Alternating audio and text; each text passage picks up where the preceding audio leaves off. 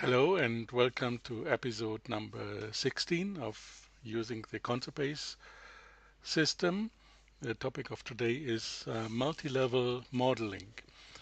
Conceptbase was once advertised as a meta-modeling system, which means that you can have multiple abstraction levels in the same database. Data instances at the lowest abstraction levels corresponding to real-world objects, for example. Then the next abstraction level would be simple classes like person, and at the even higher level you would have a meta class like, for example, entity type, and yet higher you would have a meta class like yeah, construct or concept, where entity type would be an example of an instance of. So concept-base being based on the Talos knowledge representation language always had this meta-modeling capabilities. It also featured the so-called omega level of propositions that is orthogonal to this hierarchy of instances, simple classes, meta classes, and meta classes, and so forth. So the class proposition and some other classes, they can have instances from any abstraction level, in particular the class proposition. Now the modeling community is mostly using UML as a language for representing models.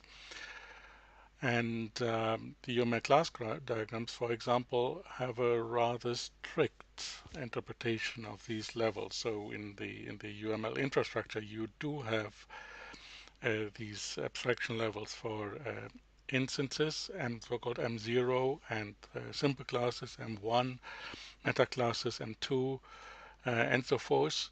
But relations and attributes must stay in the same abstraction level, and there is also only um, yeah this hierarchy of M0 to M3. There are no further higher levels. And if you see tools based on UML, it is actually boiling down to two abstraction levels. You have yeah, modeling environments where you have the M2 level to define the constructs of your modeling environment, and then you have the M1 level to define example models in your modeling environment, but you typically don't have at the same time the M0 level. So concept-base and Talos are different from that because you can have objects at any abstraction level, and there's also no limit in the number of abstraction levels. Another feature of UML is that classes are not objects, so they don't have properties themselves. They define slots for properties, like you can define a class person, name is a string, but then this name string is not a property of class, it is the pattern or the slot that you can fill when you have an instance of the class person.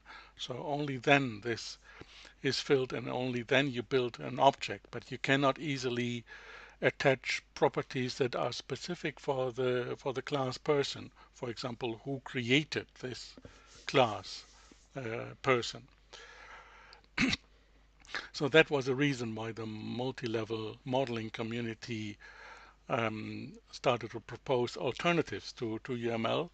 And sometime later, we looked at this idea, and we came up with our own multi-leveling approach, which is just a slight extension of our variant of Talos called OTalos. And let's start with what OTalos is. So OTalos is defined by a set of rules and constraints, so-called axioms, and it is based on this idea that every explicit information is stored in quadruples. So let's look at the three last one. The second one is called the source, and that is the label, and that is a destination. So if you wouldn't have that, it would be like RDF triples, where you can define relations between things. The additional thing here is that every such triple has an object identifier, so is an object in its own right. And this quadruple is a uniform data structure of telos and O-telos. Let's see how that is used. For example, if you want to express that you have an instance of a class, you define a quadruple like this. It says that an object X is an instance of an object C, so node C is also an object, and then we derive a predicate in XC. So we basically forget about the fact that this explicit instantiation has an object identifier. Similar for specialization, we can declare an object C to be the specialization of an object D, mostly used for classes. So then the is-a predicate is true. So all the 30 or so axioms of telos and O-telos, they are around this concept of instantiation, specialization, and the third one is attribution. That is this A and AL thing. Let's go a little bit down to find an interesting rule. For example, this rule here, axiom number 11, says that the is-a predicate is transitive. It's also reflexive in a way. So every object is a specialization of itself. Axiom number 13 is of particular interest because it relates instantiation and specialization. So if you have an explicit specialization between a class D and a class C, and you have an object X that is in the subclass D, then it's also in the superclass C. This is called class membership inheritance. So the superclasses inherit the instances of the subclasses. Yeah. So when we developed these axioms, we thought that they pretty much would cover what is needed in meta modeling, but there's a certain weakness with defining attributes at the right abstraction level. So we will see that here.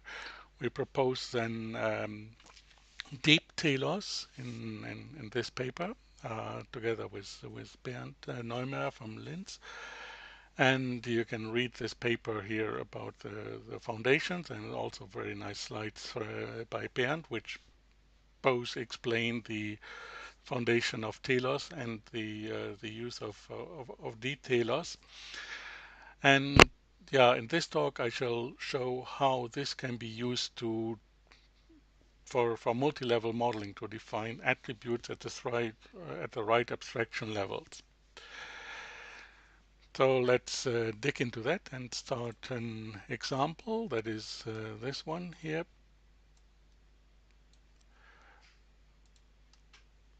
The new construct is the in construct that is relating a class C with its so-called most general instance M. So M is declared to be the most general instance of a class or meta-class C. And in DeepTelos, we have a rule that whenever we have an instance of this class C, which has the most general instance M, then this instance, like C1, is a specialization of M. So this sounds like our axiom 13, the specialization axioms, but it switches the role of instantiation and specialization. We derive here specialization, and that's the trick of DeepTelos. It's the pattern of this rule is also very close to the power set idea of Odell. only that we have it now as a deductive rule which automatically derives a specialization. So you once you declare this most general instance, you don't have to take care of declaring these specializations. They are derived by a rule, and that saves a lot of work. So let's have a look at the impact on attribution.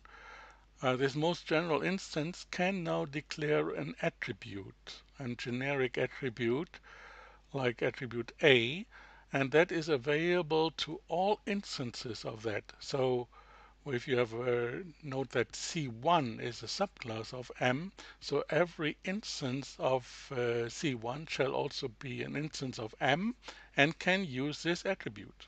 So that's how we embed this into the attribution of Talos. So other multi-level approaches would define the attribute here at that class level, at the meta class level. So this is one level of object, this is an instance, and we have three abstraction levels. They would declare it here at C, and then they would give a cardinality to that, so that they would say it will be instantiated two levels below.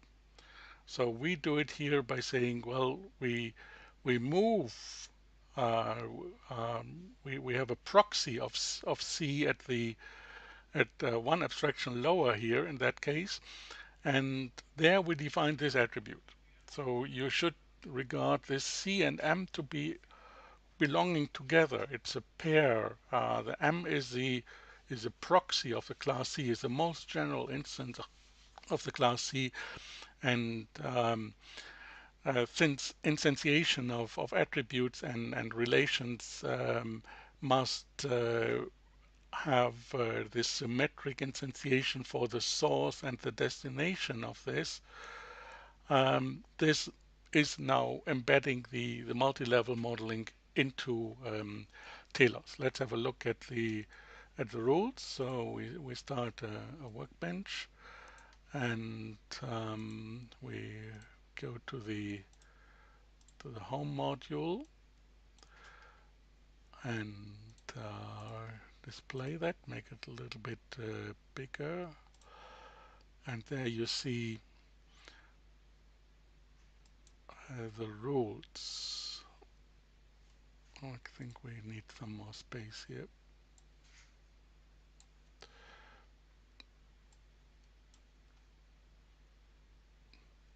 Good. So we have two more constructs that we need to define, and I mentioned before the object proposition. That is the most general object in OTelos. Every object is an instance of proposition, including itself. So that's the place where the basic constructs are defined for instantiation and specialization. And well, the most important new construct here is this in capital characters that relates the most general instance with its class. So like the M to the class C.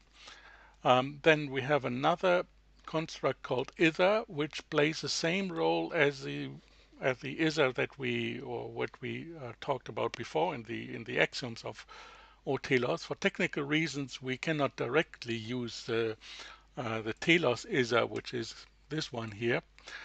But we must use a new construct and define the semantics of this ither in the same way how the original ither is defined. So the technical reason is that we have forbidden that this predicate ither of Talos can be derived. So for historical reasons, to be able to check efficiently the consistency of a database with respect to the axioms. But well, this new construct ither behaves like the original ither, but is not restricted by that. In particular, we can derive it. So this is the most important rule of DeepTelos. If we have an instance of some class small c, and we have another most general instance that is an instance of a most general instance of C, and this X is not already a specialization, then we derive that this X is a specialization of the most general instance. So we said before, we derive specializations. The second rule mimics the class membership inheritance. So if we have a subclass, if we have C to be a subclass of D, possibly derived, and we have an instance of this small c, then it's also an instance of this superclass D.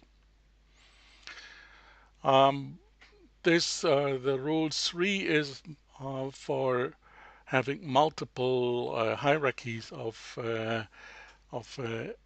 most general instances. So if they are linked by a specialization, then this also inherits to the most general instances. This is more a technical rule that we introduced.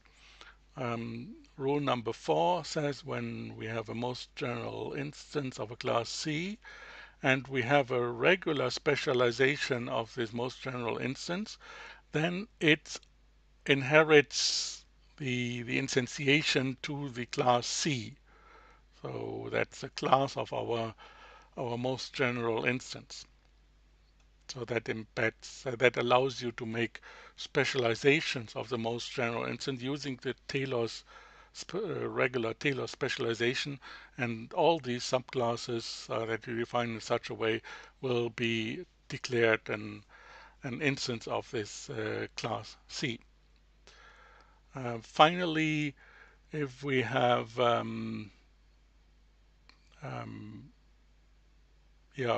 most general instance of C, and we have some middle class mx, and mx is a specialization of m, so maybe mx is an instance of our class C by which it became a specialization of m.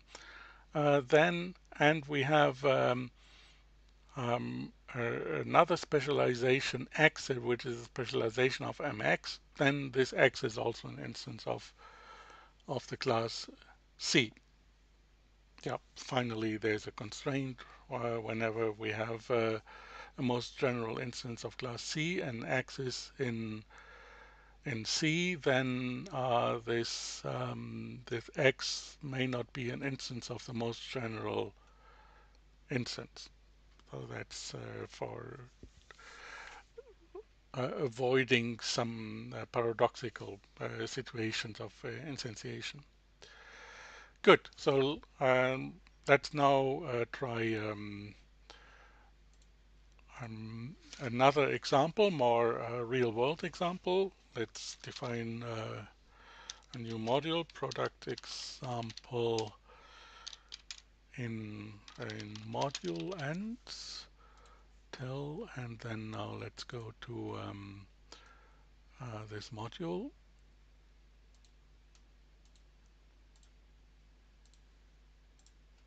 We don't need the this anymore. And now let's talk about products. So a hierarchy of products. The most generic level will be called product category, and then we define product model to be a most general instance of this class product category.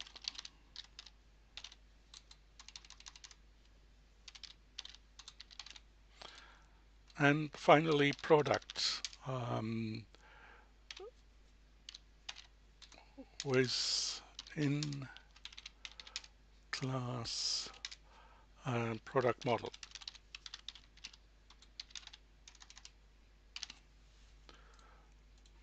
Let's tell that. So that should be fine. So product stands for all physical products that you have. So we may want to define some attribute here. Attribute maybe a serial number, which is a string. So every physical product that we are considering here has a serial number. Well, in the real world, there are products without a serial number, but let's say we are here in the car industry or related industry, every product there has a serial number. And for the product model, it has an attribute, and that is EAN code string. That is a European article number.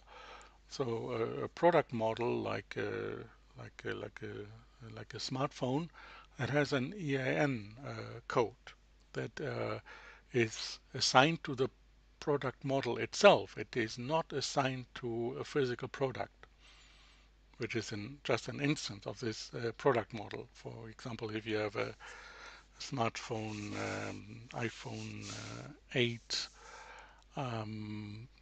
with a certain version, then it has a certain EAN code if sold in Europe, this product model itself. It also, when you have an instance of that, it will have a serial number. So product models are also objects. They have properties, and that's the whole essence of multi-level modeling. Let's tell that, and now visualize that. Hope that works. So we have a product here, and that is the most general instance of product model, which itself is the most general instance of product category.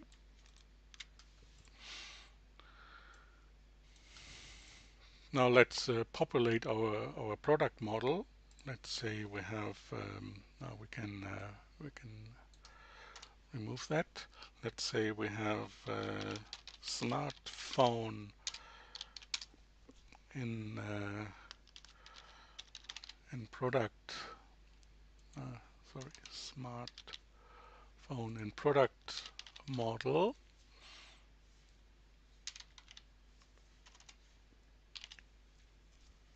And no, it's not a product model. It is a product category. Smartphone model is a product category. So we could also have a car model in product category, and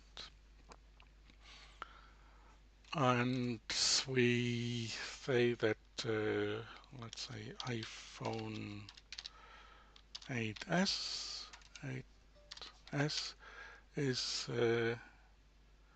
in smartphone model and yeah, Porsche 911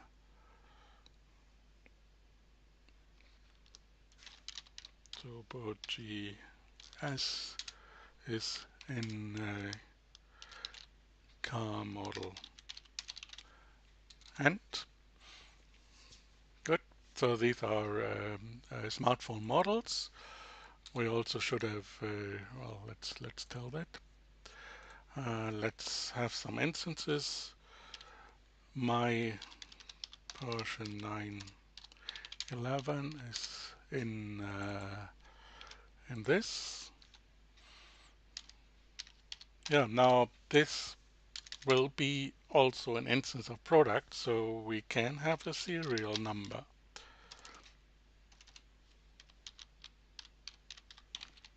Serial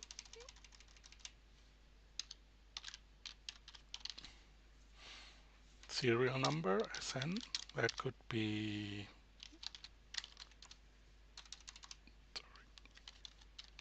like this. And this Porsche 911 Turbo. That is a product model with EAN code. That could be something like this.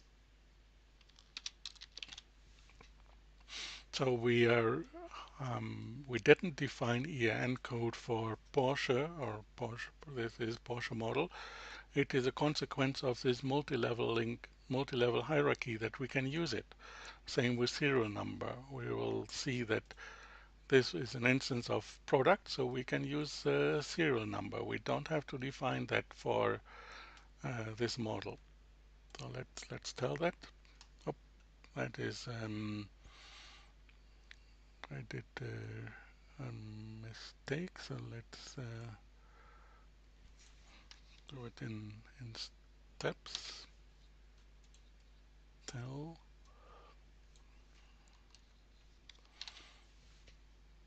Let's tell that, so that we have to do it in do transaction, because it first has to know where the classes are instantiated to, and then you can form some instances. Let's go back to our graphical view and see which products we have. So indeed, our Porsche is an instance of product, and this Porsche, this product has this attribute serial number, and we have an outgoing attribute here, serial number, this serial number, and that is an instance of string. And well, this attribute was found because we are using this serial number. So that's indeed a serial number. It's also an instance of this here, Porsche 911 Turbo, which is a specialization of product. So that is the first rule of DeepTelos. If we have an instance of product model instance of car model, and that is instance of product category. This car model is an instance of product category, and that is then a specialization of product model. So since this is an instance of Porsche 911 Turbo GS, and this is an an instance of car model, which is a specialization of product model, this will be an instance of product model, and because of that, it will be a specialization of product. So this product model has another outgoing attribute, the EAN code, and indeed Porsche 911 Turbo has an EAN code like we have here. So that is because this is an instance of car model, that is a specialization of that, so it's an instance of product model, so it can use the EAN code, and we are using that. So that is in a nutshell the use of DeepTelos. There are more examples on the web page that I will link to this video. The axioms of DeepTelos that are encoded in these 4 or 5 rules, they lead to derived rules that are attached to these classes like product. So let's have a look at product. It has generated rules that come from these generic rules, M rule 2, in this case, that comes from the DeepTelos axiom. So this, for example, says all the instances of Porsche 911 Turbo will also be instances of product. well, that realizes the semantics of this specialization link. So these DeepTelos rules, they are mapped to simpler rules that only range over one abstraction level. You only have here a variable and a class, so not multiple abstraction levels. That is a partial evaluation technique used for any such rule in concept base to make it easier to evaluate and to avoid certain paradoxical rule definitions. Yeah, thank you for your attention, and I will make available the link to